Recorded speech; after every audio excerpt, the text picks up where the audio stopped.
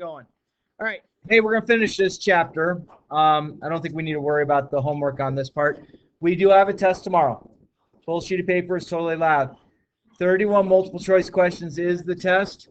So friends, the point value you're looking for is anything more than 20 questions right. Sound like a plan? I picked an arbitrary parameter, feeling that would be pretty close to the mean. And being between my two classes, I have more than 30 students, I would use a normal distribution versus a t-distribution. Right. How'd you like how I just incorporated that for y'all? It's like, dude, Stirrup, he's kind of a big deal. All right. So, on page 21, it says, let's assume that we collect a random sample of people who visit a movie theater and create a 95% confidence interval, estimating the average amount spent on concessions. Okay, so they're saying that they have already done the math for us, and they found that they are 95% confident that this is going to take place. Okay? So what that basically means is if I did 100 tests of this type of thing, that 95 of them we would find our parameter somewhere within. So what they're basically doing is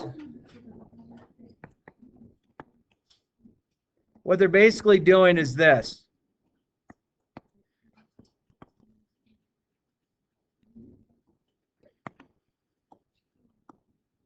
So we select one test in which we find this. And we do another test, so we find this. Now I'm not going to draw 100 of these out.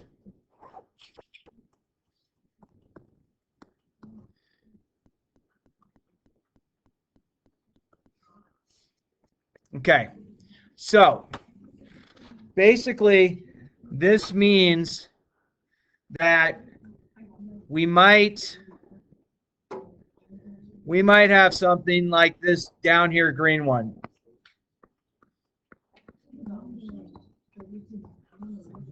Okay. So let's say, and I realize I only have 5 lines drawn, but let's say I had 100 lines drawn that 95 of them meet the top 4 ones, meaning they're falling within our parameter. But then we have the one that, let's say we would have 5 that are a look here, or it could be above that. Okay? So basically, if you were to look at a mean confidence interval for 100 samples, let's just pretend I have up there as 100 samples. I know it's not.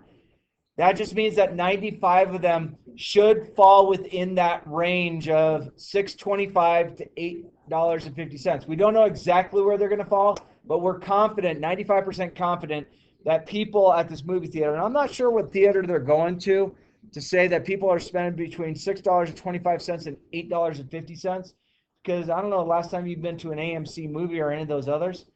There ain't nothing on the menu that's in between those prices. I mean, you get your thing of Milk Duds, and you're dropping $12.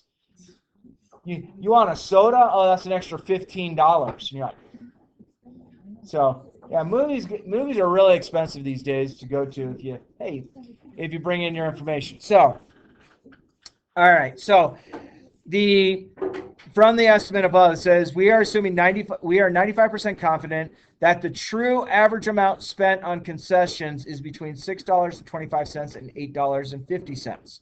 Okay? The true average is a fixed value. It exists, but it's unknown to us. But we know somewhere in between this. Like, I could probably say that I would be 90% confident that the grades in this class, just by teaching it for the past 2 years, the grades in this class at the end of the semester would range between a 62% and a 99%. Okay? Somewhere in between 62 and 99% is going to be the average or the parameter. Okay. But if I were to say, if I wanted to bring up like 99.9, like we talked about yesterday, I'm 99.9% that my test scores are going to exist between 40 and 100%. I've really opened that up a lot further. Okay. So the 99.9 is not a good thing because you're basically guaranteeing something's going to happen. And then on the other end, you can't have your confidence, you can't be 50% confident, because if you're 50% confident, that means there's a 50% chance your information is going to fall outside. So you're bringing your window too close together when you do a 50%. If you do a 99.9, your window is so wide, the range of values. So we hope to capture the interval that captures this value. Okay, we never know for sure because the population mean, the true average people spend on concessions in this example, will almost always be hidden from us. So imagine 100 different researchers all found random samples, created their own confidence intervals to estimate the average people that spend on concessions. We could expect approximately 95 of those to fall within that 625 to 850. Okay, and then you take a look at the graph below, which it's a little nicer situation than my graph because they have actually 100 samples that are there. You're looking for the ones that are way above and way below the actual middle line that you're kind of gauging up and above and below. So most of the confidence intervals successfully capture the population mean of 5. Okay, and where they're trying to get that mean is that 5 is pretty much, let's see, where did that 5 come from?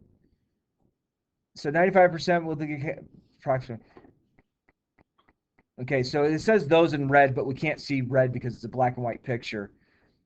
You have the X's, which are basically the center of each of those values, which falls within our sample sizes, our sample range.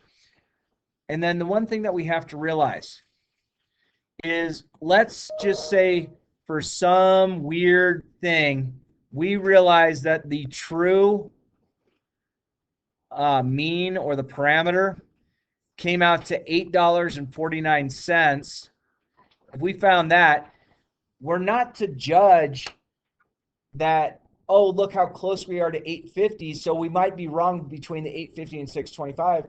It's like, no, that 849 is right there within it. Though it's closer to one side or the other, we're not to judge it. We're just to say, look, for some weird reason, Ruben, who works in back, who crunches numbers, and who's Ruben? I don't know, some made-up person. They actually collected all of the information and realized that 849 is the actual true mean from our population from all these theaters. And it's like, well, cool. Look at that. We were 95% confident that we were going to be somewhere in between $8.50 and $6.25. That's a good thing. Okay, you captured it. You were right on. So, and then on page 22, it says so 95% confident means 95 out of every 100 random samples will produce a confidence interval that captures the population mean. It is expected some of the intervals will fail to capture the population parameter. Okay, again, parameter and mean, basically the same thing. This is akin to rolling 2 dice. It is expected that every so often the unusual result of rolling double sixes will occur as a byproduct of randomness. Okay, if you were to roll dice, you can be quite confident that you're going to roll a 6, a 7, or an 8 with a pretty high probability. Okay, to roll a 6 is 6 out of 36. To roll a 7, or to roll a 6 or an 8 is 5 out of 36. So it's 10. So you have a 17 out of 36 chance. So you'll have almost a 1/2 chance of rolling a 6, 7, or 8 when rolling a pair of dice. But we've all rolled dice, I would imagine, at some point, whether it was real actual dice or did a random number generator that rolled dice for us. The likelihood that you roll a 12 is 1 out of 36. Though we've rolled I bet you everyone in this class who has played with dice has rolled a 12 between the two dice. Okay? So it does happen. Okay? If you say, well, what's the chance that I roll a 13 with two dice? You can't. Okay? Because the highest number you can get to is 12. You can't roll just a single one, where you add the two dice up. You can't get that either. Okay? So the question at this point, is it okay to use language or probability to interpret what it means to be 95% confident? So they want us to consider this. There's a 95% chance that our confidence interval captured the population mean. I like that. While the statement might be appealing, it treats the population mean as moving target and your confidence interval as the constant. Ooh, that changes things. So our confidence interval is simply one of infinitely many confidence intervals that could be constructed. Another researcher might select a different random sample and produce completely different interval. Okay, random sample variables occur everywhere and we often use their parameters. We might wish to know that the chance of a thunderstorm tomorrow, well, who knows? It's freezing today, thunderstorm tomorrow. We might wish to know the probability that I would flip a coin 10 times and get all heads. I mean, that is one of the outcomes that could take place. If you flip a coin the same time, same coin 10 times and getting all heads, it could happen. It's not likely to happen, but it could happen. Okay? We might wish to know who will win the World Series in baseball this year. Using probability language is acceptable when there is a situation with many possible outcomes.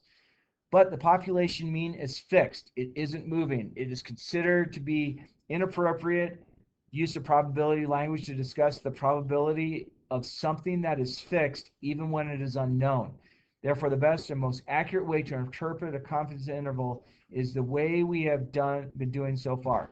Okay, 95% confident means 95 out of 100 random samples will produce a confidence interval that capture the population mean. Okay, so we could do test 1 and say this is our margin of error. Okay, and this could be based on a 90% confidence interval. Okay, but if we said, hey, we are 95% confident, 95% confident is going to be a little bit bigger.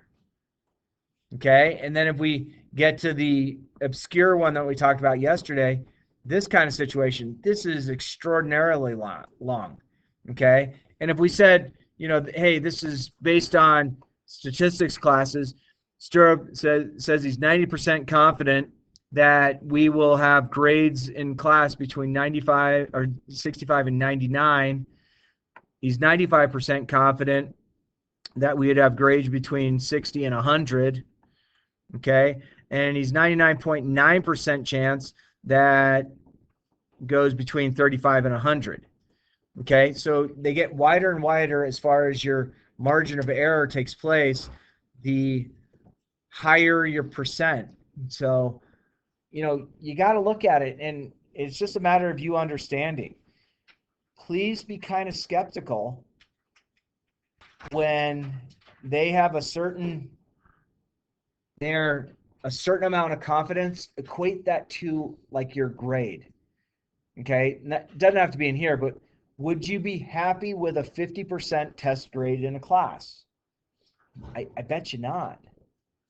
Okay, so, but would you be happy with an 80%? And this percent might change with every person on where they truly feel comfortable saying, do I like what I'm reading or not?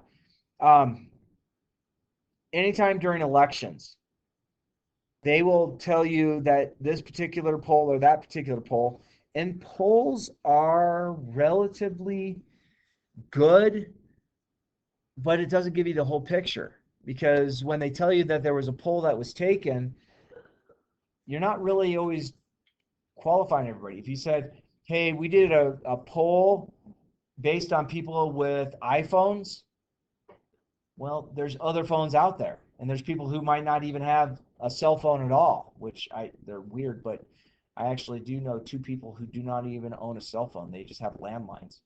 How do they survive? I don't know. They seem to make it. We had a math teacher here years ago, really incredible math teacher, who did not have a cell phone and barely read email. But he's one of the best teachers I've ever seen. Mr. Nutter. He's incredible math teacher. But, there are weird things out there. I wish my dad did not have a cell phone, because he'll tell me when I talk to him, yeah, I got a new best friend. Who's that? His name's Raymond. He's from Connecticut, and he's worried about my car warranty. That's not a new best friend, Dad. You don't need to be calling or answering phones. And so now, between my sister and I, we have taken my dad's cell phone, and the only calls that come through on his cell phones are the ones that are on his friend list. And then I have gone through my dad's cell phone and said, Dad, who is this? Oh, that's Barbara. Who's Barbara? She called me about this coupon deal. Delete. But no. Okay. It's really kind of crazy how some of those things take place. So do we feel pretty good about this chapter? I mean, we've spent a little bit of time on it. We've seen an awful lot of things. I mean, obviously you need to know that the t-test is used when you're talking about under 30 for sample size, and that's where you plug your degrees of freedom in. Degrees of freedom is always one less than your sample size. You could indeed use the t-test if you had more than that, because the higher number of your sample, the closer it becomes to a normal distribution. And we were able to see that when we just looked on Desmos how it works. So somebody asked, why did I pick the 20? The 20 out of 31. Think about 20 out of 31. It's in the D range. Okay? 20 out of 30 is 66, almost 67%. So 20 out of 31 is a little bit less than 66%. That's okay. So that's what we'll plug in as far as the score. The tough thing with this test tomorrow, again, I think it's a good test, but I think it's a little long-winded, especially having everything multiple choice. And you know as well as I, there are people in this class, including myself, I get to a multiple choice test and I get a little bit fearful, because I start doubting myself. Is my answer the right answer, or is it the wrong answer? And I'm looking at these two answers that I think they both could be right. Heck, there's times I look at it and say, oh my gosh, all of them have to be right. And let's face it, we've all probably taken some sort of Scantron test where you get to a problem and you look back at your previous answers saying, I'm not sure what this answer is, but I haven't chosen B for a while, so it should be B. Okay, which might be correct, but it might be completely wrong. So there's just things that you need to know when you're going through statistics, and just when you go out in the real world, like you start seeing confidence intervals that are presented to you in some sort of thing, it's okay to investigate what the heck they did. There was crack me up on the last presidential election. There was, on one of the radio shows I was listening to, they were saying, we have a guy on who has predicted the past 7 presidential elections accurately. And this is who the person says will be president again. And guess what? They were wrong. Okay, they said our old buddy Donnie Boy, whether you like him, hate him, or don't care about him, I don't care. I'm not going politics on you, I'm just saying. But they were saying, hey, we have somebody who's predicted all the correct presidents from Jimmy Carter. Which, wow, that's kind of cool. Did this person actually get lucky that they chose the right president all the way through? Maybe. Now that they were wrong on this last one, it's well, is it a valid resource? I don't know. Because now they are right on the last 7 out of 8 elections for presidents. I don't know. It's kind of there. So questions for me, friends? We've talked kind of a lot. I've talked a lot. I've had fun with this stuff. Don't know if it's obvious, but I like this stuff. This stuff I geek out. I need to tell you that as we get into chapter 6, starting next week, it's really the foundation of what real statistics is. And real statistics comes down to you've made a lot of observations about certain events, and you want to know, is there some sort of statistical significance based on what you observed? Okay, so you create something called a hypothesis, and then you create something called the null hypothesis, which is just that your hypothesis doesn't work. And then you actually test your null hypothesis, not your actual hypothesis. And it's kind of cool, but it gets kind of weird with some of the wording. But I think that the chapter 6 is basically like the law portion of statistics, because you're always, as a person that might be doing statistics, and I don't know if anyone in here will be an actuarial scientist and actually do statistics, but there's stuff that you would create, but you're protecting yourself as the person and saying, yeah, something happened outside of it. On that movie theater one, if you knew that there was 100 different things and you happen to select the one movie theater event where it went outside the parameter, was it just coincidental that you picked the wrong one? Yeah. Okay. It's not that you did something wrong, but anytime you're in your writing, you can say, these are observations that have been made. This is the test we did for this, and this is what our observations show.